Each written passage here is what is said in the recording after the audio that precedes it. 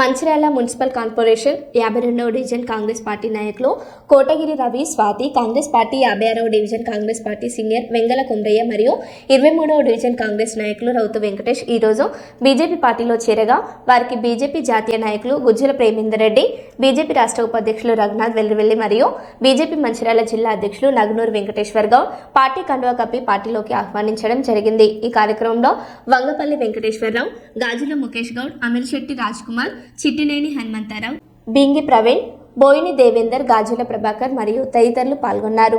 ఈరోజు ఉదయం ఎక్స్-ఎంపీటీసీ గారు కూడా జాయిన్ అయ్యారు. ఇట్లా చాలా మంది భారతీయ జనతా పార్టీ వైపు చూస్తారు.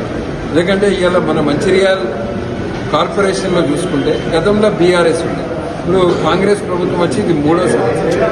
ఈ 3 సంవత్సరాలలో కూడా ఎన్నికల సమయంలో ఇచ్చిన హామీలు ఏవైతే ఒక శాశ్వత డంప్ యార్డ్ కావచ్చు, ఇక్కడ నుంచి ఒక 2 టౌన్కి ఒక ఫ్లైఓవర్, మంచిర్యాల చుట్టూ ఒక రింగ్ రోడ్డు, ఇట్లా అనేక హామీలు ఇచ్చింది ఎన్నికల సమయంలో.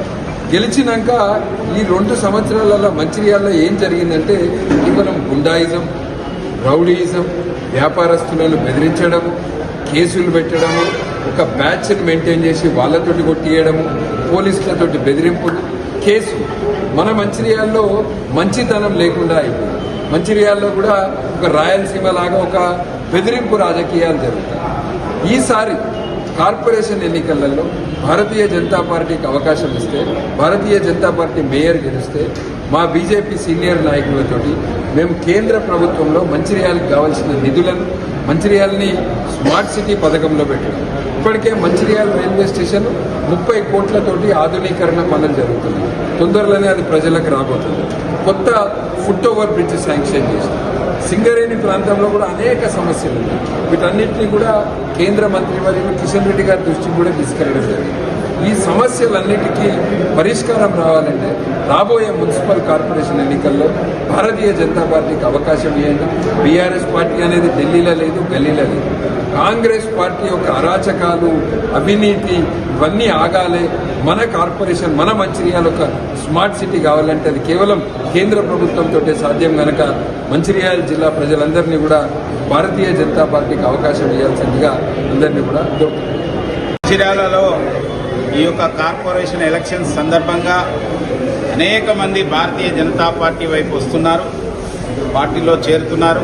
నరేంద్ర మోడీ గారి నాయకత్వం, వారి పరిపాలన, కేంద్ర ప్రభుత్వం యొక్క నిధులతో మున్సిపాలిటీలు, కార్పొరేషన్లు అభివృద్ధి చెందుతున్న యొక్క తీరు, సుపరిపాలన, ఈ అన్నిటికీ కూడా ఆకర్షితులై వాళ్ళ భారతీయ జనతా పార్టీ వైపు వస్తున్నారు.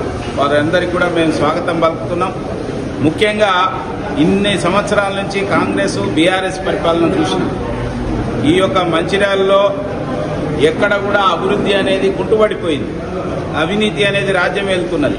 కేవలం ఆ కొన్ని కుటుంబాలు, కొంతమంది వ్యక్తులు బాగుపడ్డారు తప్పితే ఇవాళ ఈ యొక్క పట్టణ ప్రజలకు జరిగింది ఏమీ లేదు. ఇంతకాలం కాంగ్రెస్ను, బీఆర్ఎస్ను గెలిపిస్తూ వచ్చారు.